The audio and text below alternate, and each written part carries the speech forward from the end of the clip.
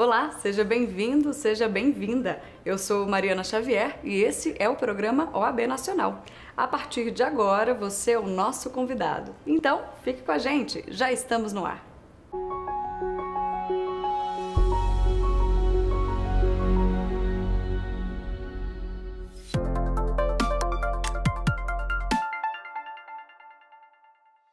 O Conselho Federal da OAB e a Seccional do Distrito Federal realizaram em Brasília o desagravo público do advogado José Souza de Lima, que recebeu voz de prisão por parte do delegado-diretor da Divisão de Repressão a Roubos e Furtos da Polícia Civil, Luiz Fernando Cocito de Araújo.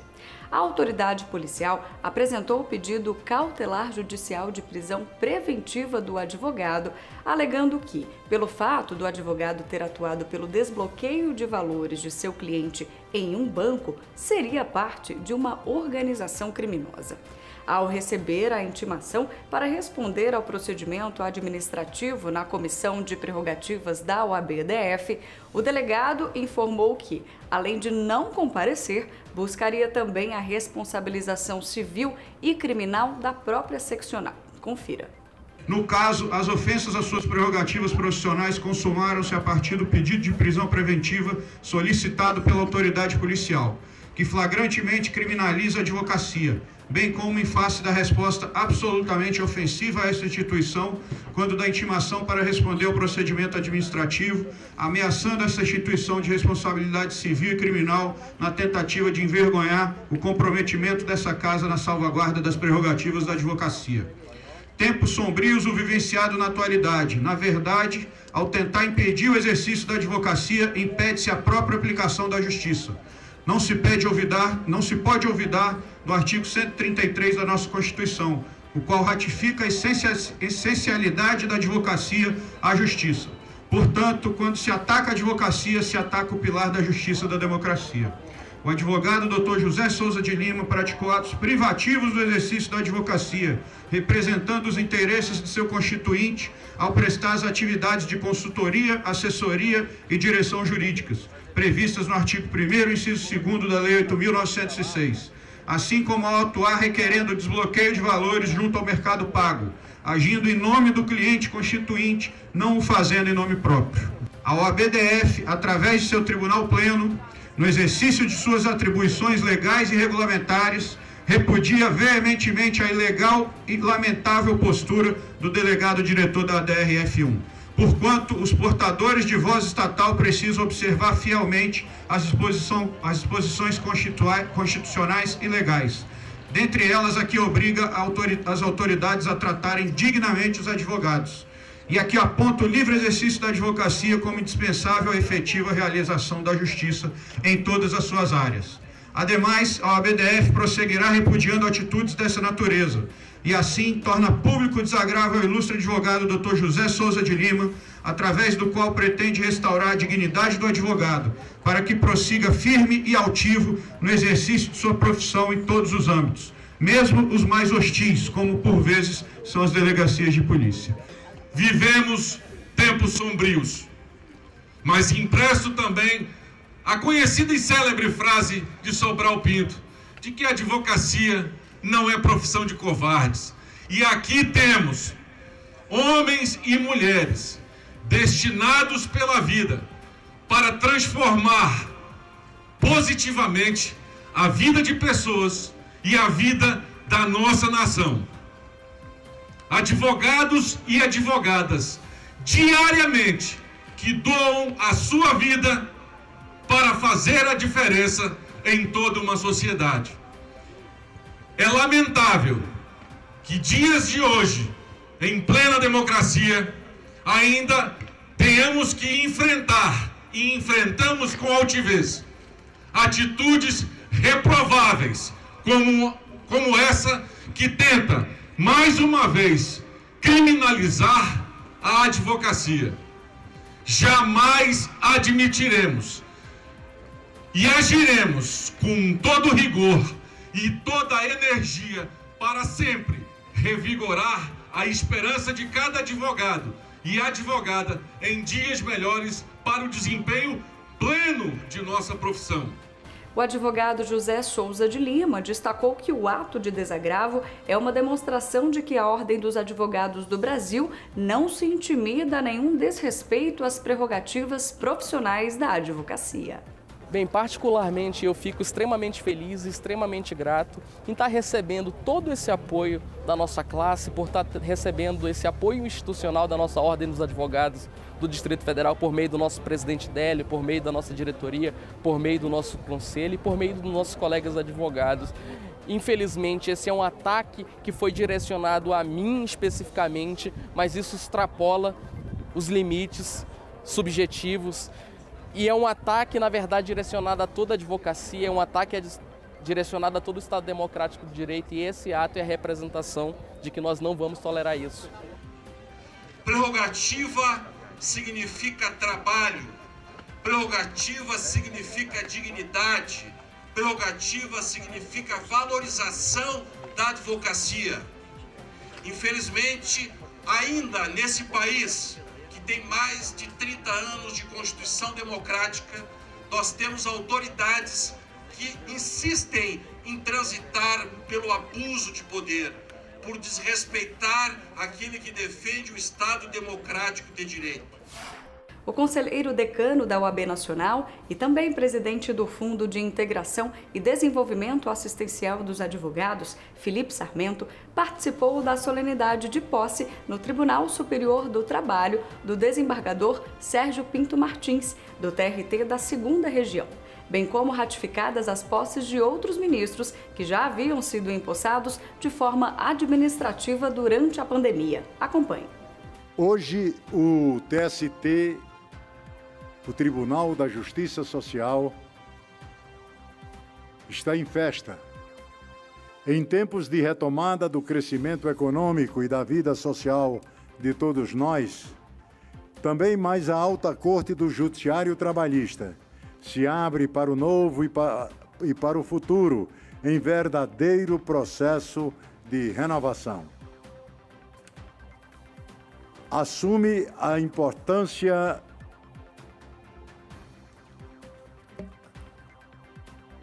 no retorno à normalidade de nossas atividades cotidianas, na expectativa de finalmente deixarmos para trás uma pandemia de proporção mundial.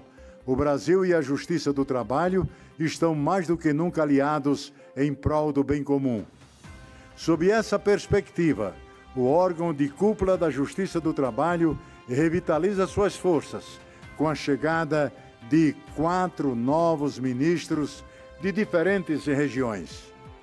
Num país de dimensões continentais, o estímulo à pluralidade de pontos de vistas é combustível essencial para o fortalecimento da democracia e o desenvolvimento social. E nesse propósito, o ministro Amaury Rodrigues Pinto Júnior, que assume a importante incumbência de suceder o ministro Márcio Eurico Vitral Amaro, aposentado em março de 2021, para além de representar a região sul, pois nascido em Curitiba, trouxe consigo vasto conhecimento adquirido ao longo de mais de 32 anos de judicatura trabalhista. Em entrevista concedida ao site da OAB Nacional, Felipe Sarmento congratulou os impulsados e destacou a importância da advocacia continuar a ser valorizada no âmbito da Justiça do Trabalho. Segundo ele, abre aspas, a OAB defende o fortalecimento da Justiça do Trabalho, que teve um papel fundamental no período pandêmico e vem chamando a atenção para o risco que representa à cidadania o fechamento de varas trabalhistas. Além de celebrar a chegada de novos ilustres julgadores, este ato festivo é também uma oportunidade de reforçarmos nossa posição e enfatizarmos a necessidade permanente de respeito às prerrogativas da advocacia na Justiça do Trabalho. Fecha aspas. A OAB Nacional participou também da solenidade de lançamento do Programa de Combate à Desinformação do Supremo Tribunal Federal. A iniciativa tem o objetivo de disseminar informações corretas e combater a distribuição de dados falsos, usados para atentar contra os direitos e garantias fundamentais e a confiança nas instituições da República, em especial o STF, a Justiça Eleitoral e demais órgãos do Judiciário. Esse assunto também teve destaque no site da Ordem dos Advogados do Brasil. Para o presidente da OAB Nacional, Beto Simonetti, abre aspas, a Ordem atuará ativamente para disseminar informações corretas sobre a eleição e coibir atos que tenham o objetivo de desacreditar nosso sistema eleitoral, que é um dos mais seguros e modernos do mundo. Em outro trecho da matéria, Simonetti também afirma que mantém diálogo com todos os poderes para poder cumprir o papel constitucional da OAB, que é defender a advocacia e o Estado de Direito. Fecha aspas. Também entrevistada pelo site da OAB Nacional, Silvia Souza, presidente da Comissão Nacional de Direitos Humanos, ressaltou que a Ordem mostra seu compromisso com a justiça social, a defesa dos direitos humanos e com a informação. A sociedade e a advocacia reconhecem essa importância e esse protagonismo que a OAB assume, sobremaneira no momento em que vivemos. E finalizou afirmando que o programa coaduna com os valores defendidos pela Ordem e que estão arraigados em seu estatuto. Fecha aspas. A abertura do 49º Fórum Nacional de Juizados Especiais, o FONAGE, contou com a participação da OAB Nacional durante a solenidade. O evento debateu as temáticas da inovação, efetividade e do acesso à justiça na era digital. Estou seguro de que a espinha dorsal da justiça brasileira atravessa este espaço. Desde 1997, o FONAGE é uma das vias principais de reflexão e de encaminhamento para ampliar e aprimorar o acesso à justiça em nosso país. A garantia do acesso à justiça é essencial para a manutenção do Estado Democrático de Direito. Afinal, a institucionalização da democracia depende da plenitude do acesso à justiça. Historicamente, a criação dos juizados especiais faz parte da terceira onda do movimento de acesso à justiça. Esse importante processo contou com a participação ativa da advocacia.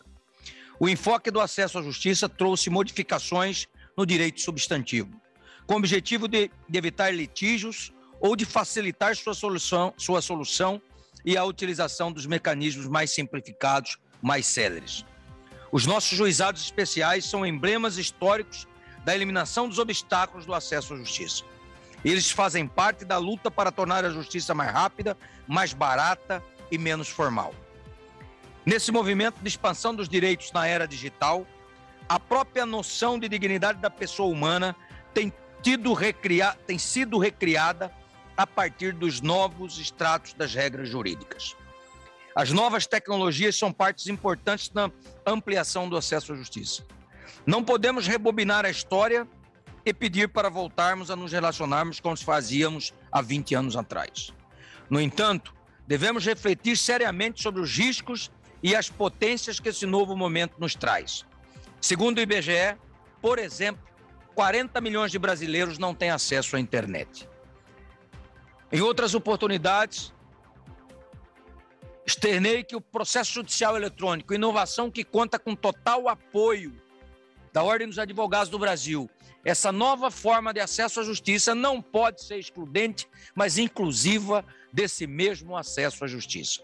O processo judicial eletrônico, por exemplo, já consolidado em nosso país, precisa e deve ter o mote de dar celeridade à prestação jurisdicional e não dificultar o acesso a ela. A Comissão Especial de Direito Previdenciário da OAB se reuniu com o deputado federal Ricardo Silva para tratar do projeto de lei 4830 de 2020, que viabiliza a separação de honorários contratuais nos processos administrativos do INSS. O PL permite que os honorários do advogado sejam descontados diretamente do benefício previdenciário recebido pelo cliente em decorrência de processo administrativo. A proposta tramita na Câmara dos Deputados e o texto altera a Lei de Benefícios da Previdência Social, que hoje não prevê o desconto. Nós tivemos uma importante e produtiva reunião com o deputado Ricardo Silva, do PSD de São Paulo, que é o relator do projeto de lei 4830 de 2020. Esse projeto ele estabelece a possibilidade de destaque dos honorários contratuais na esfera administrativa previdenciária. Essa batalha é uma batalha antiga da advocacia previdenciária, que vai dar mais segurança tanto para os segurados, para os clientes, como também para a advocacia, permitindo que haja aí o destaque dos honorários, como já acontece na esfera judicial. O deputado ele se mostrou muito aberto e muito receptivo às propostas da OAB, porque havia no texto original, que já foi modificado na realidade, a possibilidade de limitação desses honorários por um órgão externo à OAB, o que nós efetivamente não aceitamos. Havia uma previsão no projeto de que o Conselho de Recursos da Previdência Social iria estabelecer os limites de retenção desses honorários. E nós entendemos que não cabe qualquer órgão externo à OAB fazer a regulação dos limites dos honorários. Por isso, o projeto de lei, o deputado aceitou as nossas ponderações e já apresentou, inclusive, um substitutivo ao projeto de lei, prevendo aí que a retenção possa acontecer, o destaque possa acontecer, respeitando os limites legais, sem que um órgão externo venha dizer o que é limite para a retenção de honorários ou não, porque essa incumbência é privativa, é exclusiva da OAB.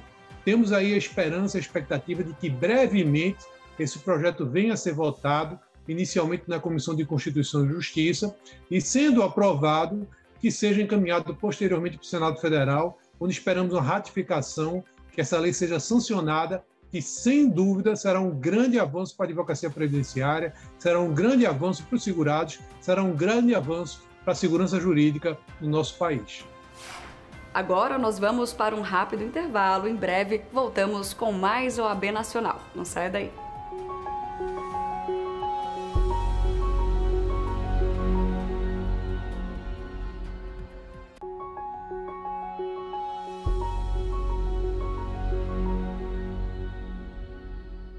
A OAB Nacional realizou na sede do Conselho Federal da Ordem, aqui em Brasília, a solenidade de posse da Comissão Nacional de Direitos Sociais. Na ocasião, foram empossados o presidente, vice-presidente e demais membros que estarão à frente da pasta. Confira. A posse da diretoria da Comissão de Direitos Sociais do Conselho Federal da OAB, recentemente, marca, na gestão do presidente Beto Simonetti, uma preocupação com o direito do trabalho. A Comissão de Direitos Sociais é histórica, é uma comissão permanente que remonta à década de 90, criada pelo presidente Marcelo Lavenere, já com uma preocupação do olhar do Conselho Federal a esse importante negócio jurídico, que é a relação de emprego, contrato de trabalho entre empregado e empregador. O presidente Beto Simonetti teve um grande empenho na formação dessa comissão para que ela pudesse atender aos anseios da modernidade, das transformações provocadas no mundo da economia, com sérias repercussões no mundo do trabalho, para que o Conselho Federal, a Ordem dos Advogados do Brasil, pudesse atender a esses reclames com diligência e com uma resposta à sociedade para o enfrentamento dessas questões tão agudas, tão sensíveis e que atingem a tantas pessoas. Os integrantes da diretoria da Comissão de Direitos Sociais e também os membros espalhados por todo o Brasil possuem a expertise no direito do trabalho. São professores, operadores do direito, advogados e advogadas, de reclamantes e reclamados, de empregados e empregadores, que vão procurar, de maneira harmoniosa, encontrar soluções para oferecer à sociedade propostas, não só para a sociedade, mas também para os atores jurídicos que compõem e que integram a Justiça do Trabalho, a Advocacia Trabalhista, o Ministério Público do Trabalho, sindicatos, federações, confederações, todos, enfim, que participam das relações trabalhistas no Brasil, que nos últimos anos sofreu alterações profundas com a reforma trabalhista, as declarações de constitucionalidade ou de inconstitucionalidade que o Supremo Tribunal Federal emitiu em relação a questões trabalhistas, para que nós possamos, juntos, podermos caminhar para uma sociedade, repito, profundamente transformada nos modelos econômicos, com sérias repercussões nos modelos de trabalho humano e que tem uma imbricação e uma afetação direta no tecido social, naquilo que se vive, naquilo que se faz, naquilo que se consome, ou seja, atingindo a dignidade da pessoa humana e fazendo com que haja a necessidade muito forte de se abordar com responsabilidade as questões relativas ao direito do trabalho na modernidade. assim que a comissão entende. Agradeço ao presidente Beto Simonetti e a sua diretoria pela missão que foi confiada e tenho certeza que irão envidar todos os esforços, o melhor de si, para atender aos anseios da diretoria do Conselho Federal, ao Conselho Federal, à advocacia trabalhista brasileira, mas também a toda a sociedade. A Coordenação Nacional das Caixas de Assistência dos Advogados, órgão do Conselho Federal da OAB, responsável pela integração e pela troca de experiências entre as caixas, lançou uma nova fase da campanha de imunização da gripe, agora com doses da vacina trivalente em convênio com o Instituto Butantan. Cada caixa de assistência definirá, no âmbito de sua respectiva seccional, se a vacinação será restrita à advocacia ou ampliada aos familiares. Confira mais detalhes na entrevista do coordenador da CONCAD, Eduardo Shoa. Há muitos anos, as caixas de assistência realizam essa campanha de vacinação antigripal. Esse ano, em função do contexto da pandemia e do aumento dos casos de gripe, nós ampliamos em 30% a quantidade de doses que compramos diretamente. Essas doses foram compradas e já aplicadas à advocacia no período anterior às iniciativas do governo federal. Apesar do incremento e do aumento de quantidade de vacinados em nossa categoria, nós também identificamos que houve baixíssima adesão da população às iniciativas do governo federal e dos estados, o que animou as caixas a, cumprindo seu papel social, trazerem mais doses através de um convênio com o Instituto Butantan. Essas doses serão gratuitamente disponibilizadas para a advocacia, seus familiares e em determinadas caixas até para a população em geral. Os colegas devem procurar as suas seccionais e as caixas de assistência. As 122 mil doses chegarão aos estados até o dia 6 do próximo mês, e aí cada caixa vai estabelecer a dinâmica de distribuição. A partir do dia 6, essas doses estarão já acondicionadas em cada uma das caixas de assistência. A partir daí, cada uma delas vai disponibilizar o calendário e o formato de atendimento à nossa categoria. Conheçam o novo programa e participem. Vão até o site das caixas de assistência, até as redes sociais e se informem. Quer ficar por dentro dos principais eventos da Ordem dos Advogados do Brasil e, com isso, compreender ainda mais cada assunto tratado na advocacia ou no judiciário? No quadro OAB Eventos, isso já é uma realidade. Acompanhe.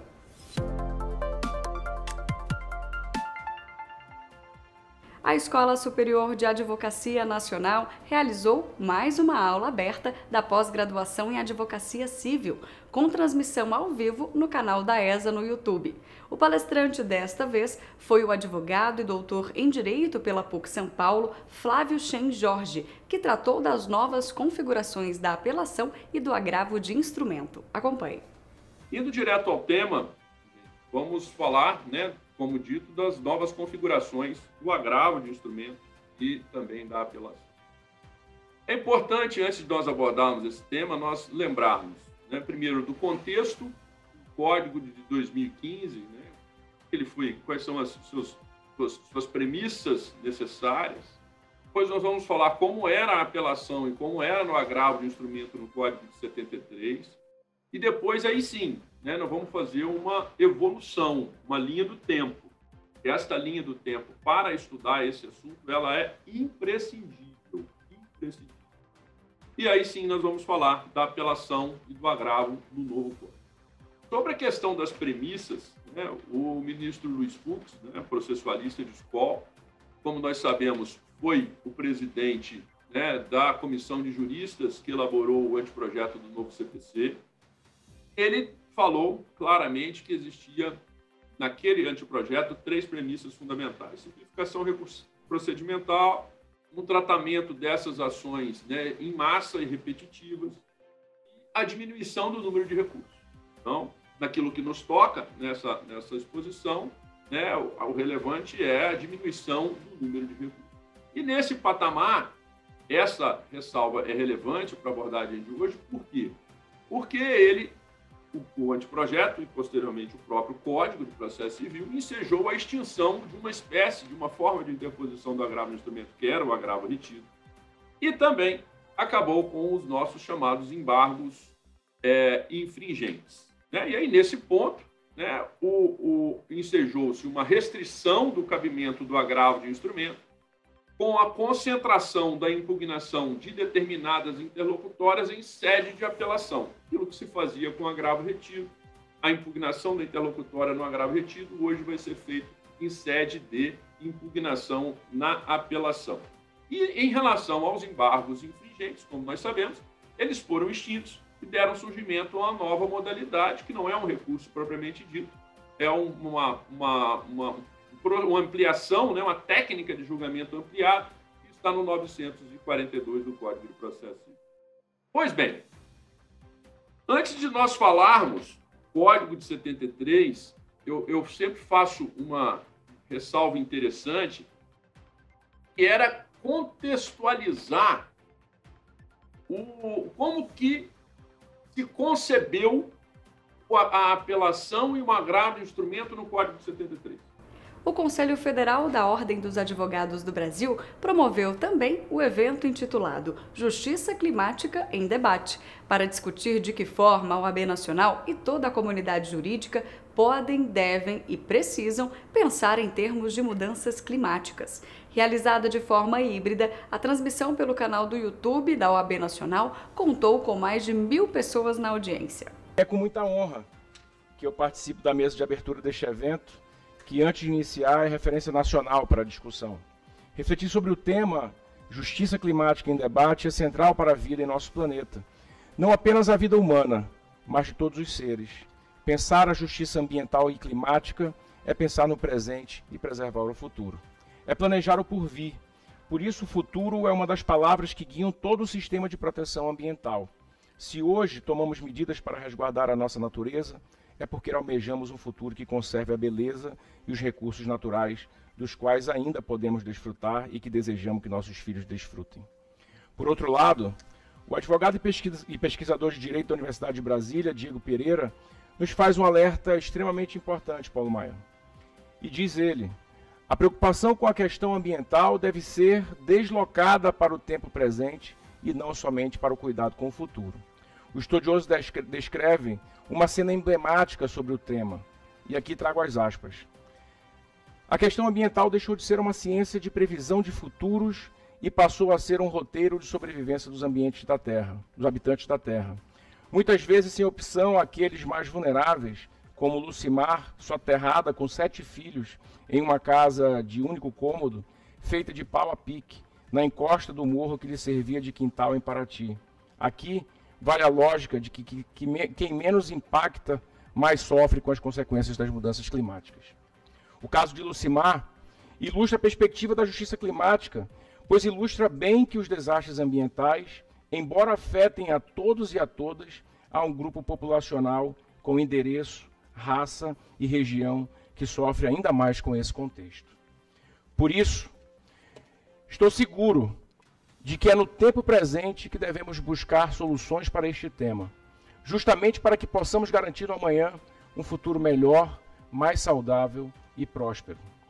Por que chegamos a esta preocupação hoje na humanidade? Como foi mostrado pela singela circunstância de que, sem um clima em condições saudáveis e com o aumento da temperatura, não há comprovação científica de que o corpo humano resista às novas condições para a habitabilidade. Só isso.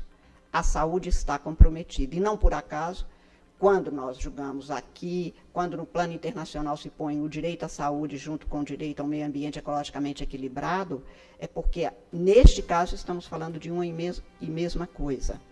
A possibilidade ou não de sobrevivermos. Não há possibilidade de alguém sobreviver sem respirar. E não há como a gente ter condições de respirar de maneira saudável com as condições climáticas que estamos criando. Este programa é mais uma produção da Ordem dos Advogados do Brasil. Aqui você fica por dentro das informações da advocacia e do judiciário, além de entrevistas especiais, matérias exclusivas e muito mais. Não deixe de seguir também as nossas redes sociais e conferir as principais notícias no site da OAB Nacional. Eu sou Mariana Xavier e agradeço pela sua companhia. Te espero na próxima semana. Até lá!